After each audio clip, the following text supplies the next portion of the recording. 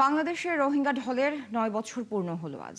২০১৭ সালের ২৫ আগস্ট নিজ দেশ মিয়ানমারে নৃশংসতার শিকার ও বাস্তুচ্যুত হয়ে দেশে আশ্রয় নেয়ার দিনটিকে গণহত্যা দিবস হিসেবে পালন করছেন রোহিঙ্গারা।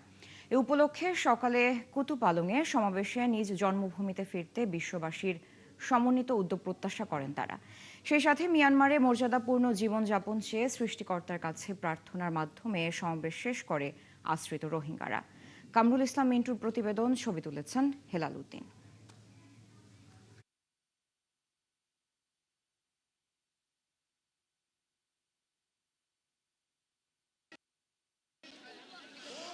উখিয়া কুতুপালং ৪ নম্বর ক্যাম্পে হাজার হাজার রোহিঙ্গা জড়ো হয়েছে, যারা আজকে জেনোসাইড ডে হিসেবে পালন করছে। কারণ ২০১৭ সালের এই দিনে রোহিঙ্গারা মিয়ানমার থেকে নির্যাতিত হয়ে বাংলাদেশে আশ্রয় নিয়েছিল। সহায় সম্বল, মা বাবা ভাই বোন সব কিছু হারিয়ে, ভিটে মাটি সব কিছু ছেড়ে তারা বাংলাদেশে এসে আশ্রয় নিয়েছিল।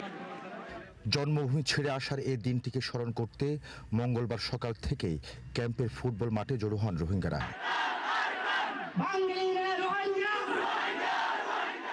কেউ নীরবে দাঁড়িয়েছিলেন, আবার কেউ চোখের পানে মুছছিলেন বারবার। একসময় সবাই রাব্বুল আলামিনের কাছে জন্মভূমিতে ফেরার জন্য মোনাজাত করেন।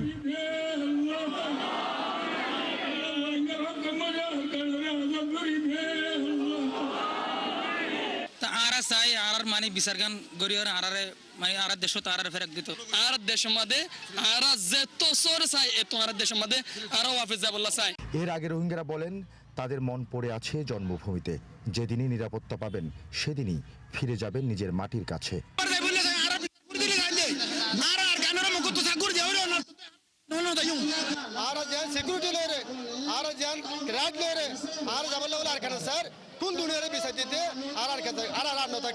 আর কেউ কেউ বলেন শুধু ফেরত পাঠালেই হবে না, নিশ্চিত করতে হবে যেন ফেরার পর আবার নির্যাতনের শিকার হতে না হয়, আবার যেন উদ্বাস্ত না হতে হয়।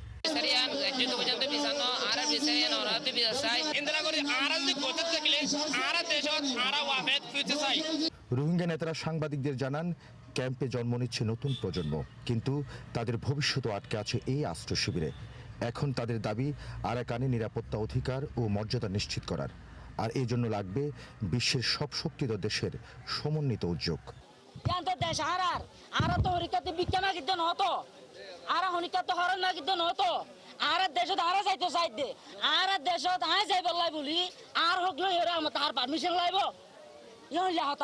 সাস্টেনেবল একটা সলিউশন করিবার সব দুনিয়া ইয়ারা হেল্প করিবার মকসদে এই মজলিস আরম্ভ করা গিয়েছে। প্রার্থনা শেষে মাঠ ছাড়ার আগে রোহিঙ্গাদের কণ্ঠে ছিল বাংলাদেশের প্রতি কৃতজ্ঞতা। কামরুল ইসলাম মিন্টু, ৭১, কক্সবাজার। রোহিঙ্গা সংকট সমাধানে দ্বিপাক্ষিক ও বহুপাক্ষিক চেষ্টা করছে বাংলাদেশ, কিন্তু ফলাফল এখনো অদৃশ্য। জাতিসংঘ মহাসচিবের মুখপাত্র বলেছেন, নিজস্ব মানবিক সংকট থাকা সত্ত্বেও মিয়ানমারের রোহিঙ্গা নাগরিকদের আশ্রয় দিয়ে উদারতার পরিচয় দিয়েছে বাংলাদেশ। জাতিসংঘের পক্ষেও সর্বোচ্চ চেষ্টা চলছে বলে জানিয়েছেন মহাসচিবের মুখপাত্র স্টিফেন ডুজারিক। তবে সাড়া মিলেছে কতটুকু, এড়িয়ে গেছেন সেই প্রশ্ন। রিপোর্ট সুফিয়ান ফারাবির। বিশ্বের ইতিহাসে সবচেয়ে বড় মানবিক দুর্যোগগুলোর মধ্যে একটি মিয়ানমারের অভ্যন্তরে তৈরি হওয়া রোহিঙ্গা সংকট। রাজনৈতিক স্বার্থ হাসিল ও ধর্মীয় গোষ্ঠীকে সামনে এনে পার্শ্ববর্তী দেশটির অভ্যন্তরীণ সংকট নিজেদের করে নেয় তখনকার সরকার। সে সময়ের পর থেকেই বাংলাদেশের বৃহৎ সংকটগুলোর একটি হিসেবে রোহিঙ্গা সমস্যা সামনে এসেছে। অন্তর্বর্তীকালীন সরকারের সময়েও বিপুল সংখ্যক রোহিঙ্গা অনুপ্রবেশ করে। Abu Sufyan. Thank you, Steph. Again, on Rohingya crisis. Tomorrow marks the 10th anniversary of Rohingya crisis. জাতিসংঘ মহাসচিবের মুখপাত্রের কাছে প্রশ্ন, এই সংকট সমাধানে সংস্থাটির উদ্যোগগুলো কি? জবাবে বাংলাদেশের মানবিক আচরণের জন্য কৃতজ্ঞতার পাশাপাশি বিষয়টিতে জাতিসংঘের মনোযোগ সরে যায়নি বলে জানান তিনি। As you said, this marks it's a grim anniversary, but it is also a moment to restate the welcoming hospitality that Bangladesh and আপনি যেমনটি বলেছেন, এটি একটি বেদনাদায়ক বার্ষিকী, কিন্তু এটি বাংলাদেশের এবং অন্যান্য আশ্রয়দাতা দেশগুলোর দেখানো আন্তরিক আতিথেয়তার কথা পুনরায় উল্লেখ করারও একটি মুহূর্ত।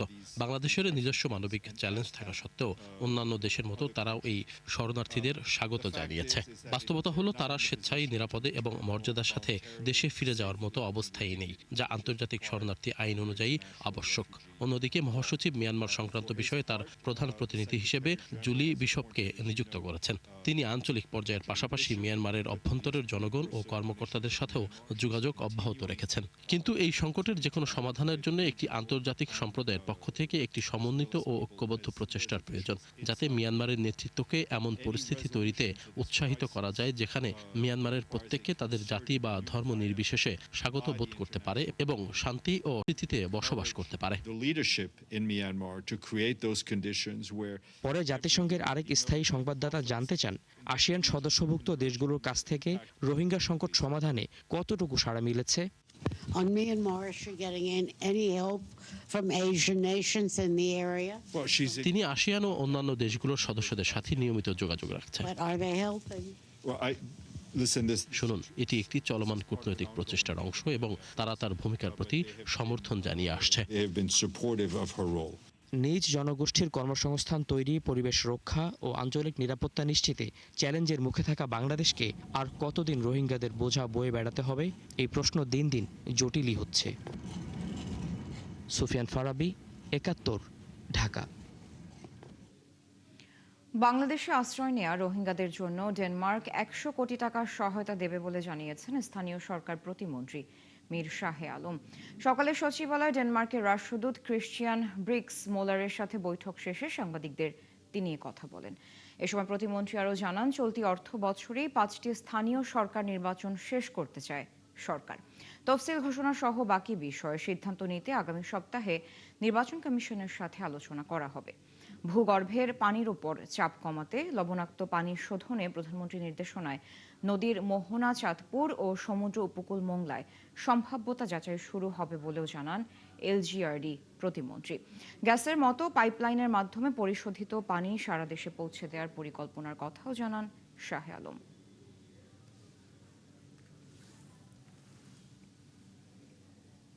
রোহিঙ্গা ক্যাম্পে তারা প্রায় ১০০ কোটি টাকার মতো আপনার সাহায্য করছে, ওখানে ওয়াটার ট্রিটমেন্ট, ওয়াটার সাপ্লাই এবং বিভিন্ন বিষয় নিয়ে। এর বাহিরেও আমাদের রিনিউয়েবল এনার্জি নিয়ে ওনাদের সাথে কথা হয়েছে। ওনারা বাংলাদেশে আপনার সৌর বিদ্যুৎ নিয়ে কাজ করতে আগ্রহী এবং আমরা স্পেশালি গতকালের মতো আজকে ওনাকে অনুরোধ করেছি যে ওয়েস্ট ম্যানেজমেন্টে ওনারা যাতে একটু ইনভেস্ট করে। নিরাপত্তা নিশ্চিত করে রোহিঙ্গাদের মিয়ানমারে ফেরানোর তাগিদ দিয়েছেন ঢাকায় নিযুক্ত ইউরোপীয় ইউনিয়নের রাষ্ট্রদূত মাইকেল মিলার। ঢাকা বিশ্ববিদ্যালয়ের সেন্টার ফর গভর্নেন্স আয়োজিত মিট দ্য অ্যাম্বাসেডর অনুষ্ঠানে তিনি কথা বলেন। এক্ষেত্রে মানবিক সহায়তার পাশাপাশি রোহিঙ্গাদের আত্মনির্ভরশীলতা তৈরির জন্য কাজ করছে ইইউ। ইন্দো প্যাসিফিক অঞ্চলে বাংলাদেশের ভৌগোলিক অবস্থান অত্যন্ত কৌশলগত, বিশেষ করে চট্টগ্রাম বন্দর এবং বাংলাদেশের বিশাল জনগোষ্ঠীকে উৎপাদনশীল করার মাধ্যমে এই গুরুত্ব আরও বাড়তে পারে। এ সময় রাষ্ট্রদূত মিলার আরও বলেন, বাংলাদেশের সঙ্গে দীর্ঘমেয়াদী সম্পর্ক রাখতে চায় ইউরোপীয় ইউনিয়ন। ইইউ এই অঞ্চলে একটি উন্মুক্ত এবং নিরাপদ বাণিজ্য পরিবেশ নিশ্চিত করতে আগ্রহী।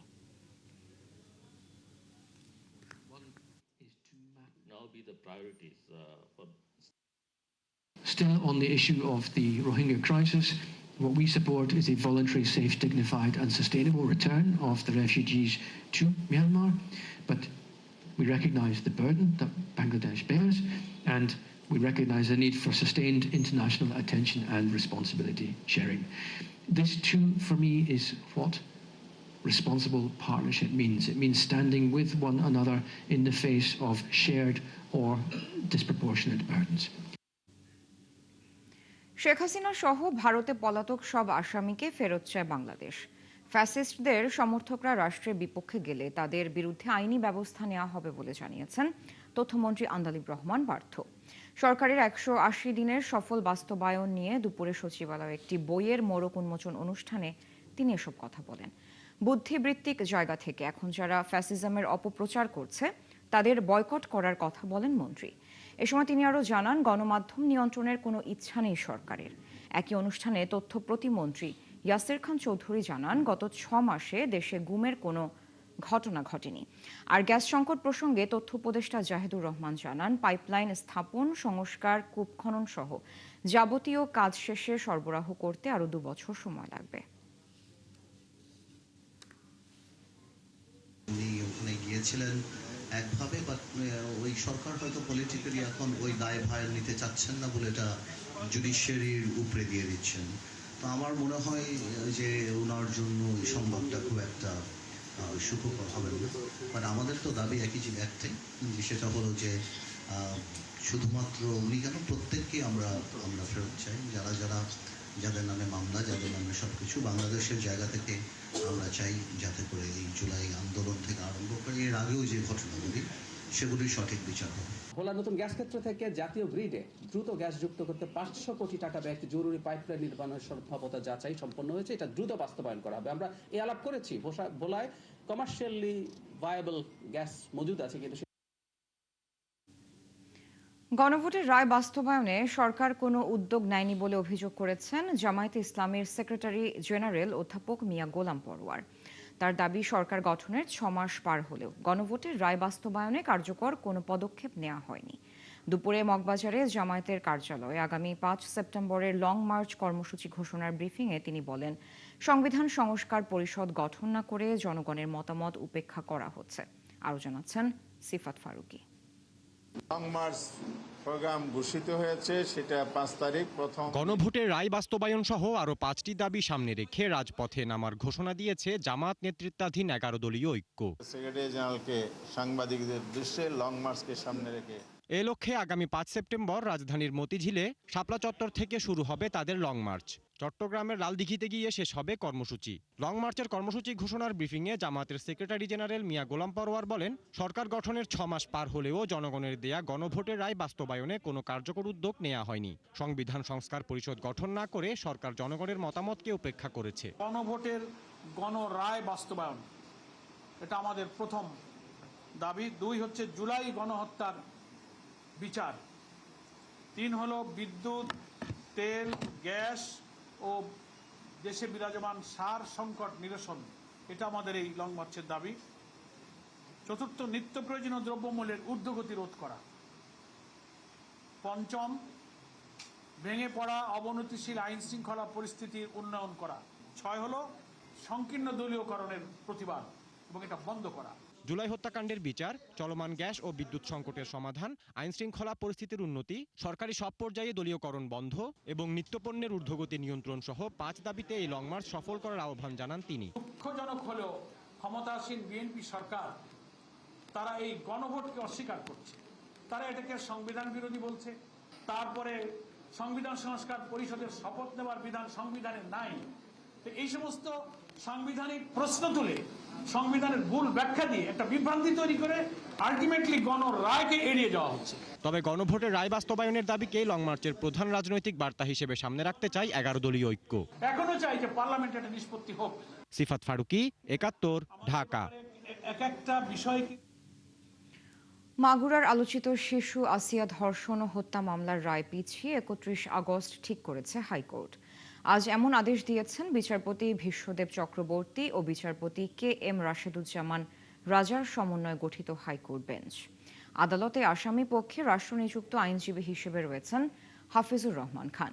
রাষ্ট্রপক্ষে ছিলেন ডেপুটি অ্যাটর্নি জেনারেল ইমাম হোসেন তারেক। তিনি জানান, এই মামলায় রাষ্ট্রপক্ষে শুনানি করেছেন অ্যাটর্নি জেনারেল। তিনি দেশের বাইরে থাকার সময় আবেদন করলে আদালতে তা মঞ্জুর করে রায়ের জন্য আগামী সোমবার দিন ধার্য করেন। গত বছর 5 মার্চ রাতে মাগুরা শহরের নিজ নান্দুয়ালি এলাকায় বোনের বাড়িতে বেড়াতে গিয়ে ধর্ষণের শিকার হয় 8 বছর বয়সী শিশুটি। অভিযোগ, তার বোনের শ্বশুর হিটু শেখ তাকে ধর্ষণের পর হত্যার চেষ্টা করে। আসিয়া হত্যা মামলার আজকে যে রায়টা হওয়ার কথা ছিল, এই রায়টা আজকে হবে না, এটা আগামী মানডেতে হওয়ার কথা। আজকে পিছানো হলো, এখানে লার্নেড অ্যাটর্নি জেনারেল সাহেব বোধহয় অ্যাপিয়ার করবেন, এই কারণে ডেটটা শিফট করেছেন। কক্সবাজারের টেকনাফ পৌরসভার কাউন্সিলর একরামুল হক হত্যা মামলায় সেনা কর্মকর্তা মিফতা উদ্দিন আহমেদ ও সাবেক এমপি আব্দুর রহমান বদিকে গ্রেফতার দেখিয়ে কারাগারে পাঠানোর নির্দেশ দিয়েছে আন্তর্জাতিক অপরাধ ট্রাইব্যুনাল। প্রসিকিউশনের আবেদনের পর আজ আন্তর্জাতিক অপরাধ ট্রাইব্যুনাল ২ এই আদেশ দেন। এর আগে ২৬ জুলাই ক্ষমতাচ্যুত শেখ হাসিনা সহ ১১ জনের বিরুদ্ধে ট্রাইব্যুনালে আনুষ্ঠানিক অভিযোগ জমা দেয় প্রসিকিউশন। অভিযোগ আমলে নিয়ে পলাতক আসামিদের বিরুদ্ধে গ্রেফতারি পরোয়ানা জারি করা হয়। আর গ্রেফতার ৩ জনকে হাজিরের নির্দেশ দেয় ট্রাইব্যুনাল। সাবেক স্বরাষ্ট্রমন্ত্রী আসাদুজ্জামান খান কামাল, সেতুমন্ত্রী ওবায়দুল কাদের, সাবেক আইজিপি বেনজির আহমেদ সহ ১১ জনকে এই মামলার আসামি করা হয়েছে। প্রসিকিউশন বলছে ২০১৮ সালের ২৬ মে রাত 10:30টার দিকে টেকনাফের কিরণতলী থেকে একরামুলকে অপহরণ করা হয়। পরে নোয়াখালিয়া পাড়ায় মেরিন ড্রাইভের সাগর তীরে তাকে হত্যা করা হয়।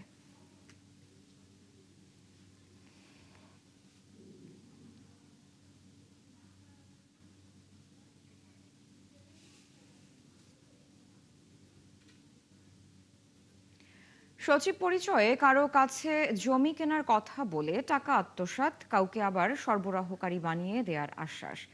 বিশ্বস্ততা অর্জনে বৈঠক করা হতো জাতীয় সংসদ ভবনের ক্যান্টিনে। এমনই এক প্রতারক চক্রের ৩ সদস্যকে গ্রেফতার করেছে ঢাকা মহানগর গোয়েন্দা পুলিশ। ভুক্তভোগীরা বলছেন দামি গাড়ি আর সংসদ ভবনের ভেতরে প্রতিবার সাক্ষাতেই ফাঁদে পড়েছেন তারা। সুমন তানভীরের রিপোর্ট। আমরা গ্রামের মানুষ বুঝতাম না, অনেক কিছু ক্ষতি হয়ে যেত। সোমবার সকালেই ময়মনসিংহের গফরগাঁ থেকে এসেছিলেন রাজধানীর ঢাকায়। ব্যবসার কাজে এক ব্যক্তির সঙ্গে বৈঠকরত অবস্থায় ডিবি পুলিশ ধরে আনে মিন্টু রোডের কার্যালয়ে। আল্লাহ পাকের অশেষ রহমত, সময় মতো শৃঙ্খলা রক্ষাকারী বাহিনী আমাদেরকে রক্ষা করছেন। প্রথমে আতঙ্কিত থাকলেও এখন এই ব্যবসায়ীর চোখে আনন্দ অশ্রু। প্রতারকের খপ্পর থেকে একটুর জন্য বেঁচে গেছেন তিনি। গ্রাম থেকে আসছি, আমাদেরকে বলছে এই ফার্নিচার এই মানি অর্ডার দিবে ৭১,৪০,০০০ টাকা করে। 1 মাস যাবত এরকম আলোচনা চলতেছে। নাম দিছে উনি আমার কাছে বলছিল, সে উনি কি নাকি আনোয়ার চৌধুরী। ব্যবসায়ীদের সঙ্গে ধরে নিয়ে আসা মাঝখানের এই ব্যক্তি নিজেকে পরিচয় দিতেন সচিব হিসাবে। টার্গেট ঠিক করে সাক্ষাৎ করতে তাদের ডাকতেন জাতীয় সংসদে, আর তার এই প্রতারণার কাজে সহযোগিতা করতেন বাকিরা। ডিবি পুলিশ বলছে নিজেকে সচিব পরিচয়ে জমি কেনার ফাঁদ পাততেন। একই জমি একাধিক ব্যক্তির কাছে বিক্রি করে সেটি আবার কিনে নেওয়ার লোভ দেখানোই ছিল তাদের ব্যবসা। আস্থা অর্জনের জন্য যে সচিব মহোদয় উনি পরিচয় দেন শফিকুল ইসলাম নাম ধারণ করেন, একেএম আব্দুল সালাম নাম ধারণ করে উনি আবার এই বিশ্বাস অর্জনের জন্য সংসদ ভবনের ভিতরে এটা 6 তলায় রেস্টুরেন্ট আছে, রেস্টুরেন্টে নেতাদের সাথে মিটিং করে। সবসময় উনি গাড়ি ব্যবহার করেন, নতুন নতুন গাড়ি ব্যবহার করেন। ওনার জিজ্ঞাসাবাদে উনি বলছে যে এই গাড়িগুলো সবগুলো গাড়ি উনি ভাড়া করে নিয়ে আসছে। সদস্য আছে যার নাম হচ্ছে হাবিব পরিচয়, হাবিব সাব্বির, এইভাবে বিভিন্ন নাম ধারণ করে একজন সদস্য আছে, সেই বিষয়টা ডিল করতো। তো তাকে গ্রেপ্তার করলে আমরা জানতে পারবো। এই ফাঁদে এ পর্যন্ত কতজন নিঃস্ব হয়েছে তা নিশ্চিত নয় গোয়েন্দারা। তবে ভুক্তভোগীরা নিজ তাগিদেই সন্ধান পেয়েছেন অসংখ্য চুক্তিনামার। এই জায়গাটাই বেচছে 1,75,00,000 টাকা বিক্রি করে 15 লক্ষ টাকা বানিয়ে নিছে। ঠিক আছে, এরপর আরেকজনের কাছে এরকম 1,70,00,000 টাকা বেচছে 10 লাখ টাকা বানিয়ে নিছে। এরকম আরেকজনের কাছে 1,70,00,000 বেচছে 7 লাখ টাকা বানিয়ে নিছে। অলরেডি 7-8টা প্রমাণ আমার কাছে আছে। সাভারের কবিরপুরের নির্দিষ্ট জমির ওপরই প্রতিবার ফাঁদ পাততেন এই প্রতারকরা। যাত্রাবাড়ির বুলবুল বলছিলেন তাকে অধিক লাভের লোভ দেখিয়ে সাভার নিয়ে গিয়ে একটি জমিতে বায়না করানো হয়। আমরা 20 লাখ টাকার স্টাম্পটা নিয়ে হেন, আপনারা আমরা 10 লাখ টাকা আরও বেশি দিয়ে দেবেন। তারপর আমি যাম রোহিঙ্গা ক্যাম্পে বাসান ট্যাগ ওই মনে আইসে এই 1 মাসের ভিতরে আমি রেজিস্ট্রি করে হলাম। বুঝতে পারি না যে এইরকম মানুষ এরকম, আর সংসদ ভবনের ভিতরে নিয়ে গেছে, আর এত সুন্দর কথা আমরা বুঝতে পারিনি। ডিবি পুলিশ জানিয়েছে জীবনের কোনো এক সময় এই ভুয়া সচিবও একইভাবে প্রতারণার শিকার হয়েছিল। তারপর থেকেই নিজেই গড়ে তোলেন একটি চক্র। দেশের বাইরে থেকে 10-12 বছর থাকার পর দেশে আসেন, দেশে আসার পর উনি নিজেও প্রতারিত হয়েছেন। সুমন তানভীর, 71, ঢাকা। এজেন্ট ব্যাংকিং কার্যক্রম চালাতে গিয়ে বেসরকারি প্রতিষ্ঠান ডুয়ার সার্ভিসেসকে 214 কোটি টাকার অনৈতিক সুবিধা দিয়েছে অগ্রণী ব্যাংক, যা উঠে এসেছে ব্যাংকের অভ্যন্তরীণ নিরীক্ষায়। বলা হয় সফটওয়্যার, অফিস ভাড়া, SMS সেবা, ডেটা এন্ট্রি ও ফ্লোট শেয়ার কমিশন সহ বিভিন্ন খাতে প্রায় দেয়া হয় এই সুবিধা। যাকে ব্যাংকের ক্ষতি হিসেবে চিহ্নিত করা হয়েছে। আব্দুস জাহের আনাসের 3 পর্বের ধারাবাহিক প্রতিবেদনের আজ শেষ পর্ব।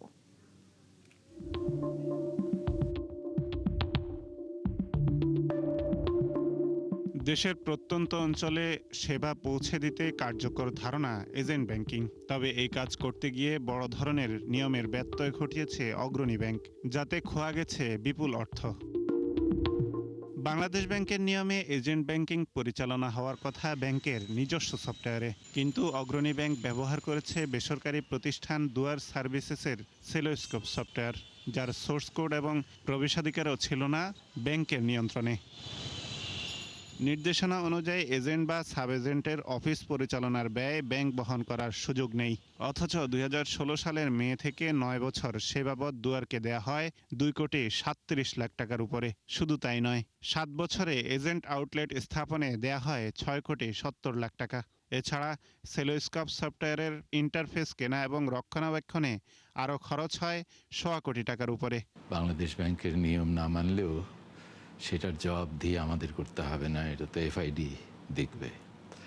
কিন্তু যেটা করেছে সেটা তো এজেন্ট ব্যাংকিংয়ের ধারণার সাথে মিলে না। এজেন্ট ব্যাংকের ফুল আইডিয়াটাই হলো যা সে তার অন্যান্য ব্যবসার সাথে আমার ডিপোজিট কালেকশন করবে, কিছু ক্ষেত্রে ডিসবার্সমেন্ট করবে, মানে যাতে আমার একটা নতুন করে ব্রাঞ্চ করতে না হয়।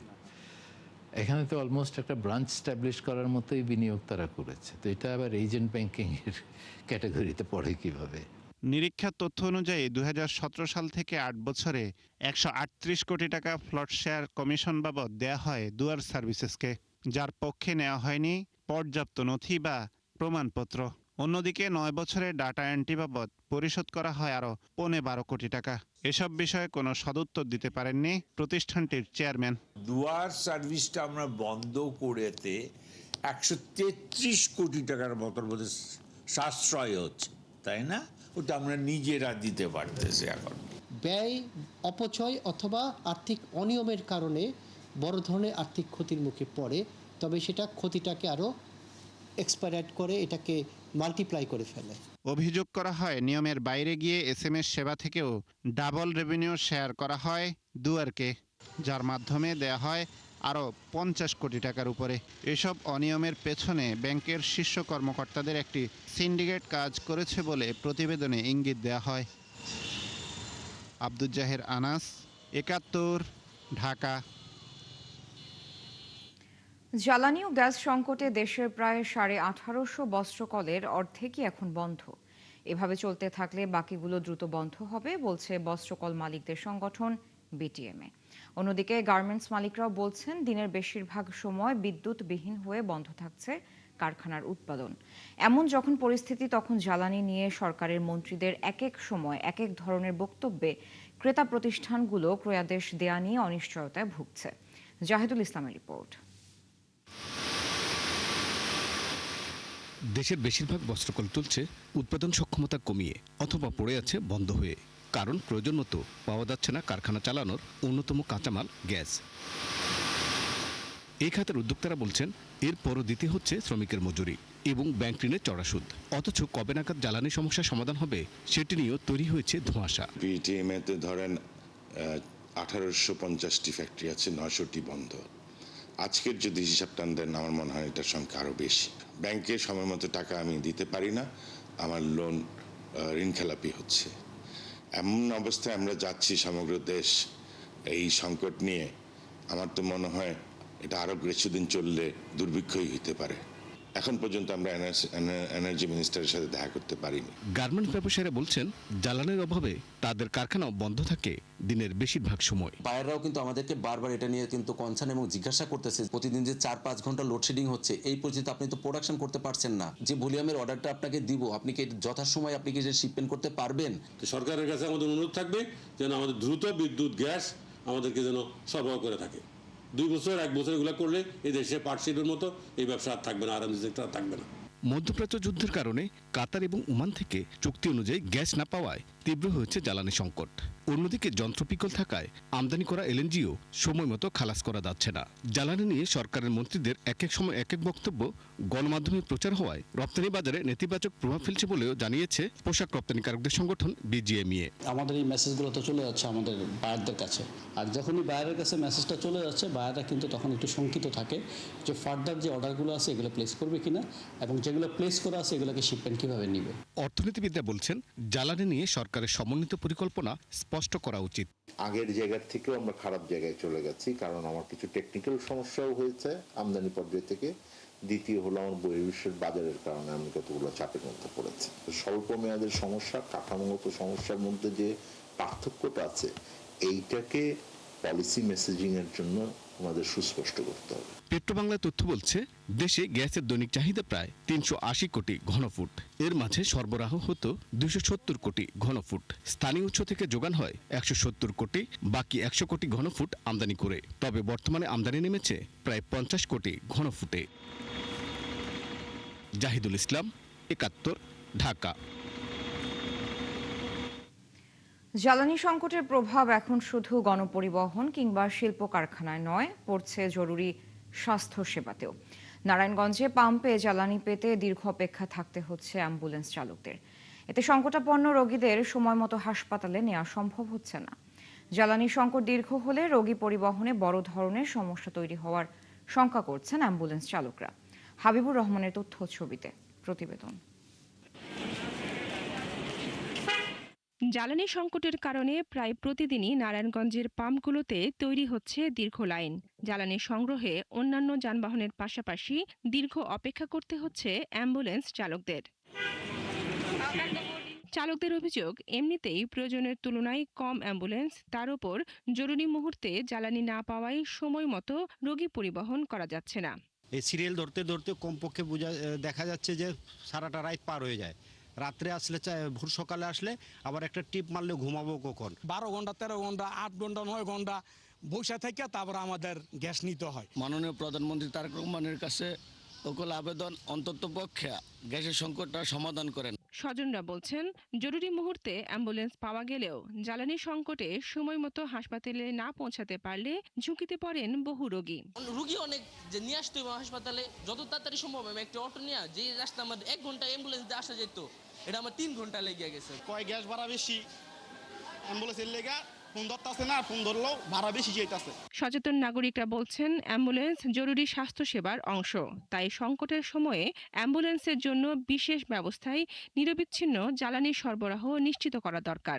পেট্রোল পাম্পগুলোতে অন্তত পক্ষে গ্যাসের সরবরাহটা বাড়িয়ে জনদুর্ভোগ লাঘবে সরকার আন্তরিকভাবে চেষ্টা করবে, এটা আমাদের কর্তব্য। অ্যাম্বুলেন্সের নিরবিচ্ছিন্ন চলাচল নিশ্চিত করতে পর্যাপ্ত জ্বালানি সরবরাহের দাবি জানিয়েছেন নারায়ণগঞ্জ 300 শয্যা হাসপাতালের তত্ত্বাবধায়ক। অ্যাম্বুলেন্স কোনো গ্যাস স্টেশনে গেলে তাকে পুরোপুরি গ্যাসটা দেওয়া হোক, তাহলে আমরা রোগীদের সেবার জন্য একটু সুবিধা হয়। জেলা স্বাস্থ্য বিভাগের হিসেবে নারায়ণগঞ্জে 6টি সরকারি হাসপাতাল এবং 140টি বেসরকারি ক্লিনিক রয়েছে, যেখানে মাসে প্রায় 1,80,000 রোগী চিকিৎসা নেয়। সারা জেলায় অ্যাম্বুলেন্সের সংখ্যা মাত্র 30টি। বনশ্রী হালদার, 71। দর্শক, আইনগত সহায়তা, সামাজিক সুরক্ষা, নারী, শিশু ও ঝুঁকিপূর্ণ জনগোষ্ঠীর সুরক্ষা পুনর্বাসন বিষয়ক আন্তঃপ্রাতিষ্ঠানিক সহযোগিতার জন্য সমঝোতার স্মারক অনুষ্ঠানে এই মুহূর্তে সংবাদ সম্মেলন চলছে। আমরা সরাসরি সেখানে যুক্ত হচ্ছি। রাজনীতিবিদ প্রতিমন্ত্রী বলেছেন, আমার বলার তেমন কিছু নাই। তারপরে যেহেতু অনুরোধ এসছে, দুইটা জিনিস না বললেই না। আমরা মনে করি প্রত্যেকটা মানুষের লিগাল এইড অধিকার, রাইট টু বি ডিফেন্ডেড, যেটাকে আমরা বলি, এটা তার একটা মানবিক অধিকার, মানবাধিকার এবং মৌলিক অধিকার দুটোই। সেটাকে চিন্তা করে 1994 সালে আমাদের দেশনেত্রী বেগম খালেদা জিয়া প্রথমবারের মতো অ্যাডমিনিস্ট্রেটিভ অর্ডার দিয়ে এদেশে লিগাল এইড কনসেপ্টটা চালু করেছিলেন। যে একজন মানুষ অপরাধ যত বড় অপরাধী হোক না কেন, তার নিজেকে ডিফেন্ড করার একটা অধিকার থাকবে,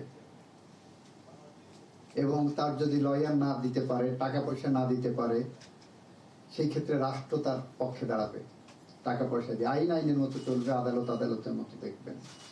সেই কনসেপ্টটাই পরবর্তীতে লিগ্যাল এইড ফরম্যাটে আসে। আমরা নতুন করে লিগ্যাল এইড অ্যাক্ট হিসাবে 2026 সালে এটা নিয়ে এসেছি এবং এখানে লিগ্যাল এইড অ্যাক্টের আন্ডারে আমাদের নতুন অধিদপ্তর গঠিত হয়েছে। আমরা লিগ্যাল এইডের মাধ্যমে দুই ধরনের কার্যক্রম করি। তার একটি হলো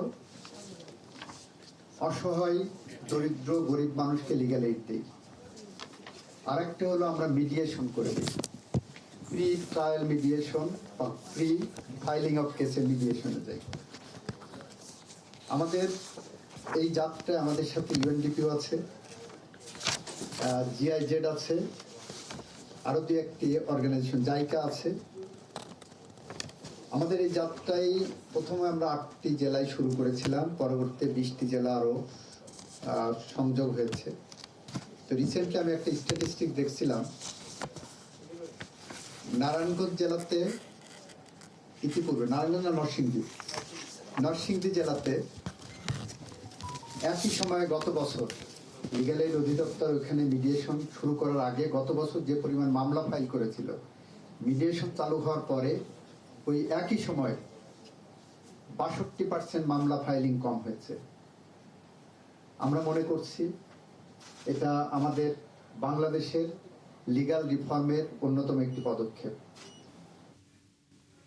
সচিবালয়ের সংবাদ সম্মেলনে কথা বলছিলেন আইনমন্ত্রী। আমরা সরাসরি তার বক্তব্যে যুক্ত ছিলাম। নিশ্চয়ই পরবর্তী সংবাদ সংযোগে এ বিষয়ে বিস্তারিত তথ্য থাকবে। চলছে সংবাদ সংযোগ। সরাসরি সংবাদ অনুষ্ঠান দেখতে চোখ রাখুন ৭১ ফেসবুক পেজ এবং সাবস্ক্রাইব করুন ৭১ ইউটিউব চ্যানেল। থাকুন ৭১ সাথে।